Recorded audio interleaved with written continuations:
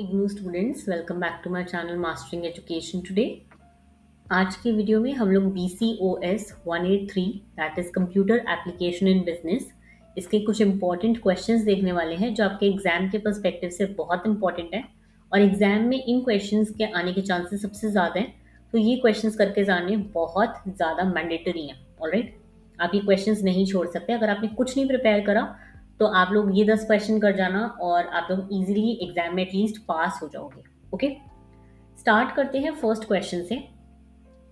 Question number 1 हमसे पूछ रहा है, explain the important functions and features of MS excel useful in business. Write about financial functions, logical functions, charts, cell reference and capital budgeting. देखो, ये question थोड़ा सा practical है। जिसको MS एक्सेल थोड़ा बहुत आता होगा उसके लिए इजी रहेगा, जिसको नहीं आता उसके लिए थ्योरी काफ़ी ज़्यादा है तो आपको लर्न करनी ही पड़ेगी। ठीक है, सबसे पहले समझते हैं कि MS एक्सेल होता क्या है। देखो, हम सबने एक्सेल का नाम तो सुना ही है, माइक्रोसॉफ्ट वर्ड, माइक्रोसॉफ्ट एक्सेल, है ना। तो जब भी किसी ऑफिस में ना किसी की सैलरी कैलकुलेट करनी होती है या फिर डेटा बनाना होता है, कंपनी को प्रॉफिट देखना हो, किसी शॉप का हिसाब रखना हो, तो सबसे ज़्यादा जो है एक्सेल ही यूजफुल होता है। ओके, सिंपल वर्ड्स में माइक्रोसॉफ्ट एक्सेल एक ऐसी स्प्रेडशीट सॉफ्टवेयर है, स्प्रेडशीट सॉफ्टवेयर, ओके, जो माइक्रोसॉफ्ट ने बनाया। ओके, स्प्रेडशीट मतलब एक डिजिटल रजिस्टर। याद रखना इस चीज़ को, बहुत अच्छा आपको याद रहेगा। बेसिकली स्प्रेडशीट, माइक्रोसॉफ्ट एक्सेल एक ऐसी स्प्रेडशीट है जिसको हम डिजिटल रजिस्टर भी कह सकते हैं।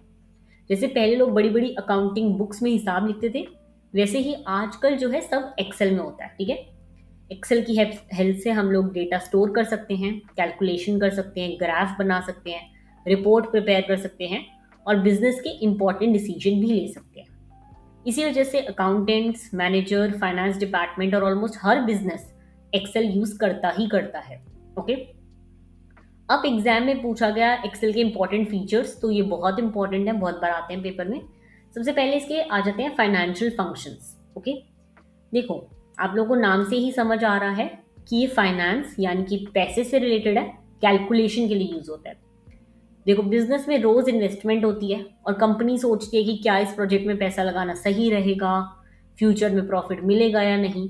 तो ये सब कैलकुलेट करने के लिए ना एक्सेल के फाइनेंशियल फंक्शन यूज होते हैं। सबसे इंपॉर्टेंट दो फंक्शंस हैं इसमें। एक तो है NPV, जिसको हम कहते हैं नेट प्रेजेंट वैल्यू। ओके, नाम थोड़ा डिफिकल्ट लग रहा है लेकिन कॉन्सेप्ट बहुत सिंपल है।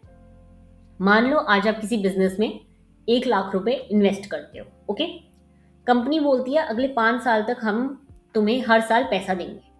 अब क्वेश्चन ये है, फ्यूचर में मिलने वाले पैसे की आज की वैल्यू कितनी है, क्योंकि आज का 100 रुपये और 5 साल के बाद का 100 रुपये सेम वैल्यू का नहीं होएगा ऑब्वियसली।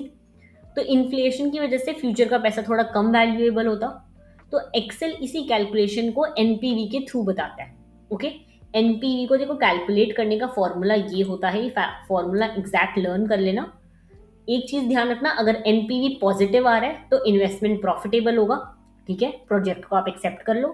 अगर NPV नेगेटिव आया है तो प्रोजेक्ट में पैसा लगाना सही नहीं होगा। तो एग्जाम में ये याद रखना, positive NPV project accept, negative तो आप लोग मत करना। ओके, ये होता है NPV, ये आप ऐसे कैलकुलेट करते हो, ये याद रखना बस। ठीक है, फिर आता है IRR, that is internal rate of return. ये बताता है कि इन्वेस्टमेंट से कितना हमें रिटर्न मिल सकता है। सिंपल एग्जाम्पल के तौर से समझो इसको। दो प्रोजेक्ट हैं, ठीक है, एक है प्रोजेक्ट A, ओके, और एक है B।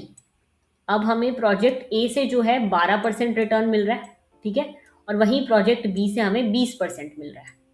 ऑब्वियसली कंपनी किस प्रोजेक्ट को चूज करेगी जिसमें ज्यादा रिटर्न मिल रहा है, तो higher IRR is equal to better project. Okay, ध्यान रखना इस चीज का। अब हम बात करते हैं इसके लॉजिकल फंक्शंस की एक्सेल के। तो देखो, लॉजिक का मतलब होता है डिसीजन लेना, कंप्यूटर को कंडीशन देना बेसिकली। जैसे कि अगर स्टूडेंट के मार्क्स 40 से ज्यादा है तो वो पास है वरना फेल है, तो इफ वाले फंक्शन। ओके, तो इसका मतलब इफ का देखो, इफ फंक्शन का मतलब होता है अगर ये कंडीशन सही है तो ये करो वरना दूसरा काम करो। ओके, तो ये आपको फॉर्मूला वगैरह यहाँ पे दे रखा है, ये आपको लर्न करने हैं सारे फॉर्मूला। ऐसे ही एंड फंक्शन होता है, एंड तब यूज होता है जब सारी कंडीशन ट्रू होनी चाहिए। ओके, फिर और वाला फंक्शन आता है, और में सिर्फ एक कंडीशन भी ट्रू हो तो काम हो जाएगा। देखो, ये बेसिकली ना हम जब एक्सेल पे जो ऐसे बना होता है ना एक्सेल शीट, उस एक्सेल शीट में हम डालते हैं कंडीशन, जैसे इफ वाली कंडीशन डालेंगे हम, ठीक है, और ये कंडीशन लिखेंगे, यहाँ वैल्यू डालेंगे इफ ट्रू, वैल्यू डालेंगे इफ फॉल्स की 40, ये 50 ऐसे करके, और फिर वो जो है सारा कुछ कैलकुलेट करके हमें दे देता है। तो यही सब इसमें यूज होता है, ठीक है। काउंट इफ, सम इफ ये भी यूज होता है। काउंट इफ जो है काउंट करता है बेसिकली 1 2 3 4 ऐसे काउंट करता है, और सम इफ जो है हमें सम देता है टोटल, ठीक है। सेल रेफरेंसेस आपको पता होने चाहिए। देखो जो एक्सेल शीट होती है ना, उसमें सेल रेफरेंसेस होते हैं। ऐसे यहाँ पे ABCD लिखा होता है और यहाँ पे नंबर लिखे होते हैं, तो ये सारे सेल बन जाते हैं। ओके, A1 A2 ऐसे कर कर A3 B1 B2, यही होते हैं सेल रेफरेंस। ओके, अब इसमें देखो दो तरह के रेफरेंस आते हैं, एक आता है रिलेटिव रेफरेंस, एक होता है एब्सोल्यूट रेफरेंस। रिलेटिव रेफरेंस जो है ये ऑटोमेटिकली चेंज हो जाता है, यानी कि A1 प्लस B1 का अगर आप फॉर्मूला लगा रहे हो तो वो फॉर्मूला नीचे कॉपी हो जाएगा, ठीक है। वहीं एब्सोल्यूट जो होता है वो कभी चेंज नहीं होता, इसमें आप लोग जो है डॉलर का साइन लगा के करते हो। ओके, तो ये सब चीज़ें हैं, बहुत सारी चीज़ें इसमें, चार्ट्स और ग्राफ आप बना सकते हो, आपको पता है बहुत easy, bar chart pie chart ये सब बन सकता है, ठीक है। इनकी हेल्प से आप सेल्स प्रॉफिट लॉस ये सब कैलकुलेट कर सकते हो। कैपिटल बजटिंग के लिए यूज होता है, यानी कि कैपिटल बजटिंग का मतलब होता है कंपनी डिसाइड करेगी कि लॉन्ग टर्म प्रोजेक्ट में पैसा लगाना है या नहीं, तो ये सारी चीज़ों के लिए भी आप एक्सेल में एनपीवी और आईआरआर से जो है डिसीजन में आपको हेल्प मिल सकता है, क्योंकि आपको पता है कि एनपीवी पॉजिटिव है तो हाँ पैसा लगाना सही रहेगा, आईआरआर जो होता है वो कॉस्ट ऑफ कैपिटल से ज़्यादा है तो कंपनी प्रोजेक्ट एक्सेप्ट करेगी, तो ये सब के लिए भी यूज़ होता है। ओके, ये क्वेश्चन जो है थोड़ा सा डिफिकल्ट लग सकता है, अगर आपने एक्सेल कभी नहीं यूज़ करा तो एक्सेल एक बार खोल के देखो, यूज़ करके देखो, फिर थोड़ा सा ईजी लगेगा। ओके, समझ के देखो उसको। क्वेश्चन 2 पे आते हैं। सारे क्वेश्चन ऐसे नहीं होंगे ऑब्वियसली, कुछ क्वेश्चन ईजी भी हैं, कुछ क्वेश्चन डिफिकल्ट भी हैं। क्वेश्चन 2 बोल रहा है discuss in detail the various components of mail merge, explain the process of mail merge in 3 subjects, 3 steps. देखो थोड़ा सा टेक्निकल है, थोड़ा सा कॉन्सेप्ट समझना पड़ेगा। सबसे पहले ना एक एग्जांपल लो, सोचो आप एक स्कूल के प्रिंसिपल हो। ओके, आप एक प्रिंसिपल हो और आपको जो है 500 स्टूडेंट्स के पेरेंट्स को लेटर भेजना है। 500 स्टूडेंट बहुत ज़्यादा होते हैं, ठीक है। अब लेटर का कंटेंट सबके लिए सेम है, सिर्फ स्टूडेंट का क्या नाम चेंज होगा, क्लास और एड्रेस अलग अलग होगा। अब क्या आप लोग 500 लेटर अलग अलग टाइप करोगे, 500 मेल टाइप करोगे, सोच सकते हो। तो ऐसा तो नहीं है ना, इतना टाइम तो किसी के पास नहीं होगा। तो यहीं पे जो है आपका मेल मर्ज का कॉन्सेप्ट यूज होता है। ओके, तो मेल मर्ज जो है माइक्रोसॉफ्ट वर्ड का एक बहुत ही यूजफुल फीचर है। ओके, इसकी हेल्प से हम एक ही लेटर या डॉक्यूमेंट को बहुत सारे लोगों के लिए पर्सनलाइज कर सकते हैं, यानी कि आप मेन कंटेंट, जो लेटर का मेन कंटेंट होगा वो सेम रहेगा, बस आप नाम एड्रेस फ़ोन नंबर ईमेल ये जो है ये सारी डिटेल्स अब ऑटोमेटिकली चेंज हो जाएगी, ठीक है। इससे आपका टाइम बचेगा, मेहनत भी कम होगी और गलती होने के चांसेस भी बहुत कम हो जाते हैं। इसी वजह से company school colleges government office सब जो है मेल मर्ज का यूज़ करते हैं। ओके, मेल मर्ज जब आप माइक्रोसॉफ्ट वर्ड खोलोगे ना आपको दिख जाएगा, वहाँ पे ऑप्शंस होता है मेल मर्ज के, ठीक है। अब इसके कंपोनेंट्स क्या होते हैं हम ये देखते हैं। 4 इसके मेन कंपोनेंट आते हैं। सबसे पहला आता है मेन डॉक्यूमेंट। मेन डॉक्यूमेंट ये वो डॉक्यूमेंट होता है जिसमें कॉमन इन्फॉर्मेशन लिखी होती है, मतलब जो सबके लिए सेम रहेगी। जैसे कि आप समझ लो कंपनी अपने कस्टमर को न्यू ईयर विश भेजना चाहती है, तो क्या लिखेगी, डियर कस्टमर हम आपकी खुशी के लिए बहुत वैल्यूएबल हैं, ये है वो है, ये लाइन सबके लिए सेम रहेगी, हैप्पी न्यू ईयर वगैरह सेम रहेगा, तो ये होगा मेन डॉक्यूमेंट, ठीक है। फिर आता है डेटा सोर्स। ये सबसे इंपॉर्टेंट पार्ट है। डेटा सोर्स का मतलब है जहाँ सब लोगों की डिटेल स्टोर होती है, जैसे कि name address city phone number ये सब, ठीक है। ये डेटा जो है एक्सेल शीट में भी हो सकता है, आपके डेटाबेस वगैरह जो होते हैं उसमें भी हो सकता है, या फिर वर्ड टेबल में भी हो सकता है, ठीक है। तो आप जो डेटा सोर्स होता है वो बेसिकली आपको जिसको जिसको आपको मेल भेजना है उसकी इन्फॉर्मेशन के लिए यूज होता है, ठीक है। रो और कॉलम याद रखना थोड़ा सा इसमें आपको पता होने चाहिए। देखो एक्सेल में हर हॉरिजॉन्टल लाइन को रो बोलते हैं, हॉरिजॉन्टल पता है ना क्या होती है, ऐसे वाली, ठीक है, और वर्टिकल वाली को हम लोग कॉलम बोलते हैं, ये ध्यान रखना, ठीक है। मर्ज फील्ड, देखो तीसरा कंपोनेंट आता है मर्ज फील्ड का। मर्ज फील्ड क्या होता है, ये एक प्लेस होल्डर होता है। प्लेस होल्डर मतलब खाली जगह होती है, ठीक है। जैसे लेटर में लिखा होता है डियर खाली जगह, एड्रेस खाली जगह, सिटी ऐसे करके ये सबकी जगह ये लिखा होता है, ठीक है। अब यहाँ असली नाम नहीं है, सिर्फ जगह बनी हुई है, और जब मेल मर्ज चलेगा तो इस जगह की जगह आपका नाम सिटी एड्रेस फ़ोन नंबर वो आ जाएगा, फिर नेक्स्ट लेटर में नेक्स्ट का आ जाएगा, फिर नेक्स्ट में नेक्स्ट का, और यही होता है ऑटोमेटिकली इसका प्रोसेस। तो मर्ज फील्ड बेसिकली जहां एक्चुअल डेटा बाद में ऑटोमेटिकली इंसर्ट होता है वो होता है मर्ज फील्ड। ओके, फिर आता है fourth component that is merged document. ये फाइनल आउटपुट होता है, मतलब कि सब कुछ कंबाइन होने के बाद जो फाइनल लेटर बनता है, जैसे कि हर एक के लिए अलग अलग लेटर बनता है जो, वो होता है ये। ठीक है, सिर्फ यहाँ पे आपकी डिटेल्स जो है, मेन जो डिटेल एड्रेस नेम मेम वो होता है वो चेंज होती है। फाइनल डॉक्यूमेंट जो है वो मर्ज डॉक्यूमेंट कहलाता है बेसिकली। ठीक है, ये सारे डॉक्यूमेंट आपको 500 के 500 लेटर जो है बना के दे देगा। ओके, 3 स्टेप्स में होता है मेल मर्ज प्रोसेस।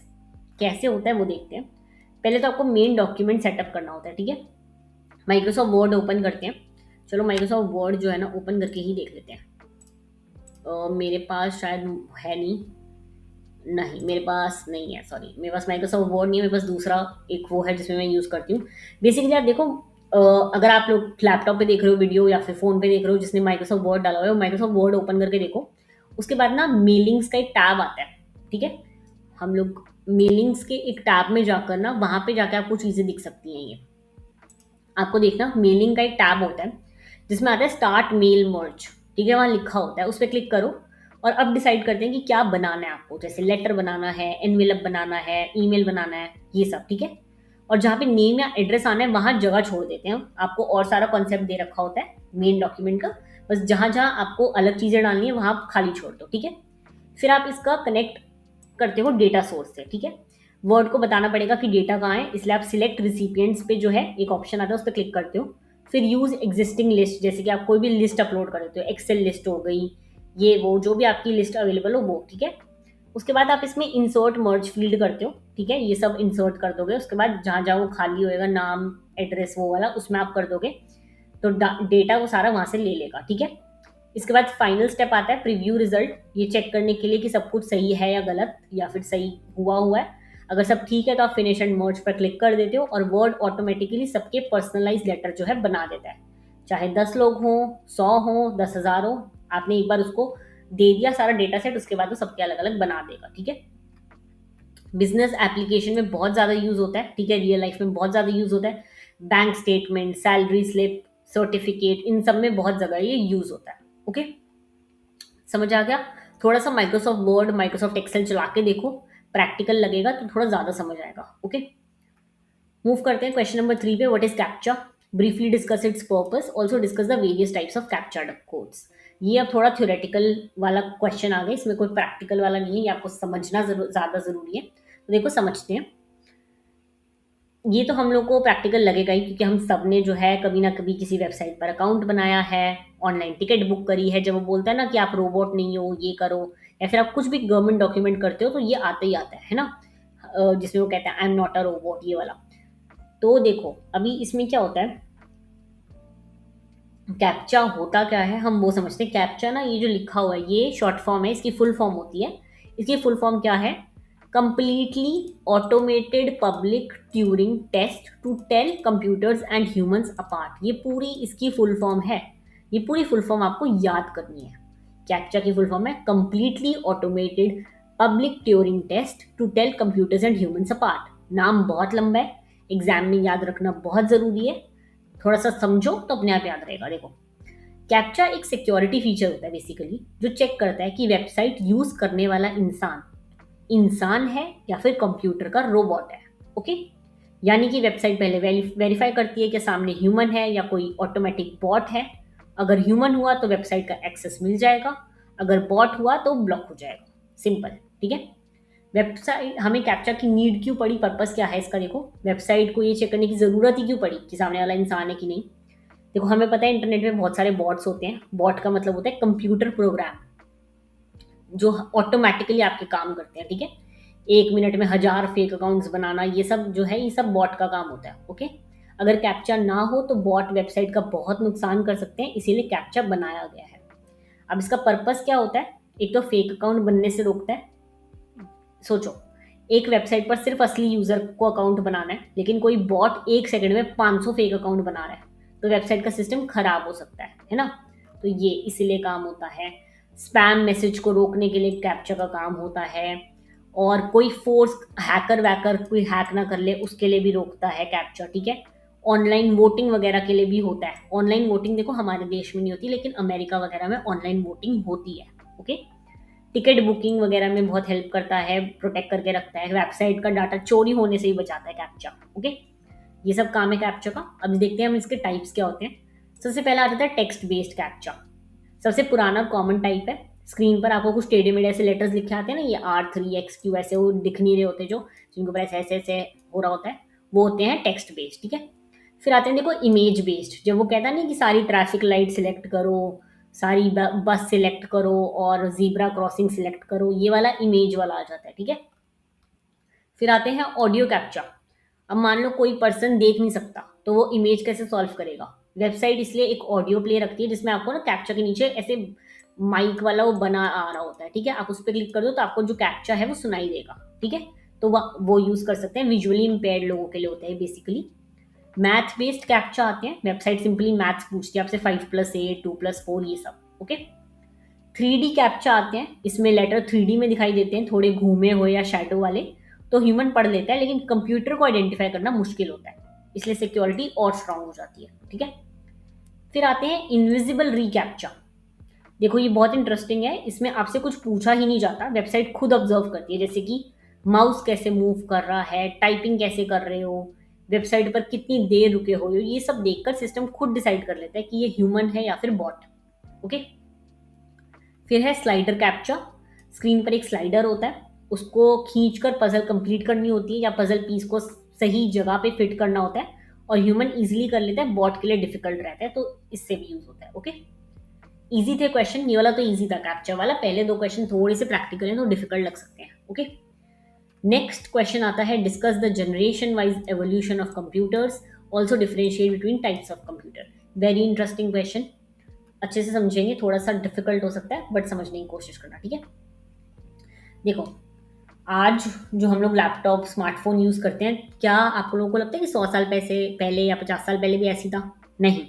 आज का कंप्यूटर बहुत, देखो छोटे से कंप्यूटर है, फास्ट है, इंटेलिजेंट है, लेकिन पहले के कंप्यूटर बहुत बड़े होते थे। ठीक है। एक कंप्यूटर पूरे रूम जितनी जगह घेर लेता था, इतने बड़े बड़े होते थे। ठीक है। अब मैं आपको इमेजेस वगैरह से रेफरेंस दिखा दूंगी ताकि आप लोग को ज्यादा समझ आए। ठीक है।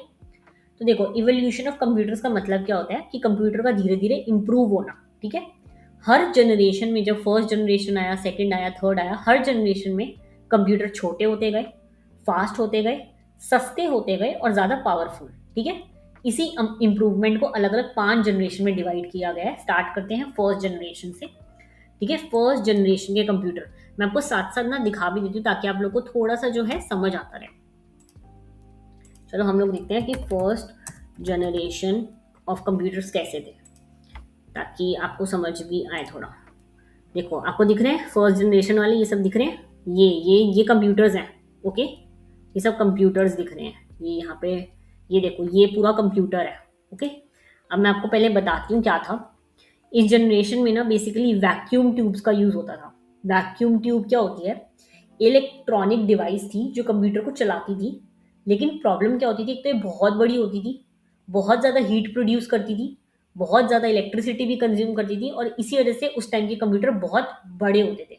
कभी पूरा रूम भर जाता था, प्रोग्रामिंग बहुत डिफिकल्ट होती थी, मशीन लैंग्वेज में कोडिंग होती थी, यानी सिर्फ कंप्यूटर की लैंग्वेज। ठीक है। हमें एक नहीं समझ, ABCD नहीं टाइप कर रहा होता था वो। ठीक है। कंप्यूटर की अपनी लैंग्वेज होती है जिसमें सिर्फ 2 नंबर आते हैं, 0 1। ओके। तो ह्यूमन के लिए इसे समझना बहुत मुश्किल था। ये सारे इसके कैरेक्टरिस्टिक्स यहाँ पे दे रखे हैं जो मैंने आपको बताया। एग्जाम्पल याद करने बहुत जरूरी है। ठीक है। 1940 से 56 ईयर भी याद करना जरूरी है, बस याद रखना वैक्यूम ट्यूब्स थी इसमें। मैंने आपको दिखा दिया, ये है, ये वैक्यूम ट्यूब्स हैं सारी। ठीक है। समझ आ रही है? ये था फर्स्ट जनरेशन। ओके। अब हम आते हैं सेकेंड जनरेशन पे। 1956 से 63 तक था, इसमें ट्रांजिस्टर्स का यूज होता था। चलो अब सेकेंड जनरेशन में हम देख लेते हैं क्या थी सेकेंड जनरेशन ऑफ कंप्यूटर्स। देखो ये थी सेकेंड जनरेशन, दिख रही है ट्रांजिस्टर्स, ये बड़े बड़े, इतने बड़े बड़े जो बॉक्सेस हैं ना, ये ट्रांजिस्टर्स हैं। ओके। तो यही यूज होते थे, इतने बड़े बड़े। और ये देखो ये ट्रांजिस्टर्स हैं सारे। ठीक है। देखो यहाँ पे वैक्यूम ट्यूब्स की जगह जो आ गए थे ट्रांजिस्टर वैक्यूम ट्यूब से तो बहुत बेटर थे, क्योंकि वैक्यूम ट्यूब्स तो बहुत बड़ी बड़ी होती थी, ट्रांजिस्टर फिर भी छोटे थे। ठीक है। फास्ट भी थे, ज़्यादा रिलायबल भी थे, कम इलेक्ट्रिसिटी भी यूज़ करते थे।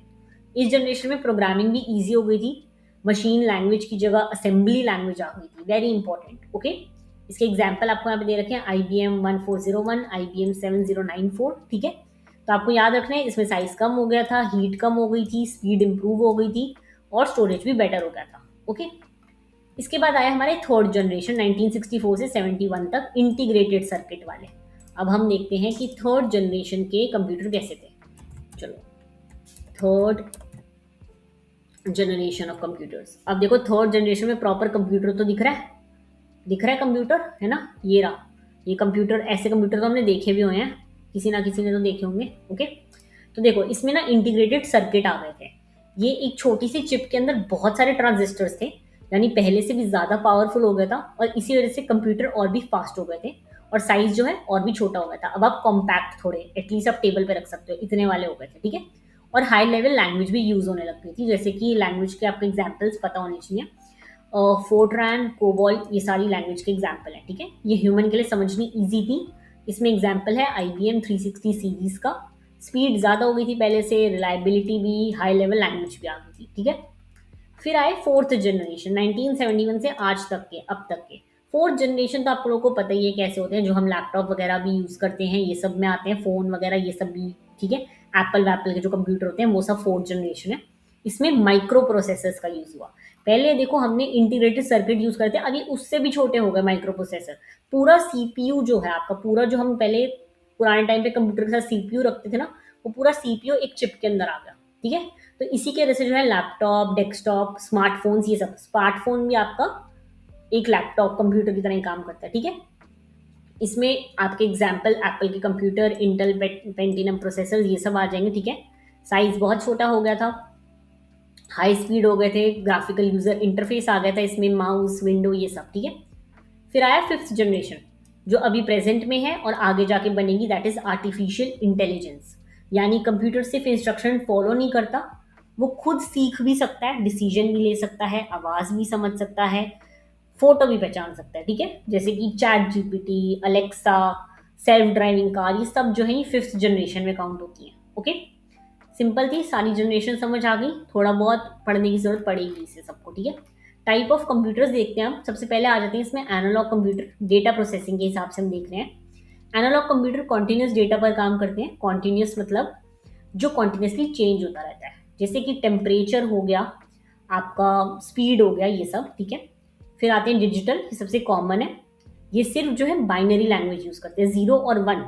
लैपटॉप, डेस्कटॉप, मोबाइल सब में होते हैं। कंप्यूटर की लैंग्वेज में आपको बता दूं, ये जो हम ABCD देखते हैं, कंप्यूटर की लैंग्वेज ही नहीं होती। कंप्यूटर हर डेटा को जो है 0 और 1 में प्रोसेस करता है, दैट्स इट। ओके, फिर आते हैं हाइब्रिड कंप्यूटर। हाइब्रिड मतलब यानी कि एनालॉग और डिजिटल दोनों को कंबाइन। ये बेसिकली ICU वगैरह में जो मशीन्स होती हैं हॉस्पिटल्स में, उसमें यूज होता है, ठीक है। साइज के बेसिस पे देखें तो माइक्रो कंप्यूटर्स, जैसे कि हमारे लैपटॉप, डेस्कटॉप, स्मार्टफोन। फिर आते हैं मिनी कंप्यूटर, जो मीडियम साइज के होते हैं, कंपनी वगैरह में जो यूज होते हैं, ठीक है।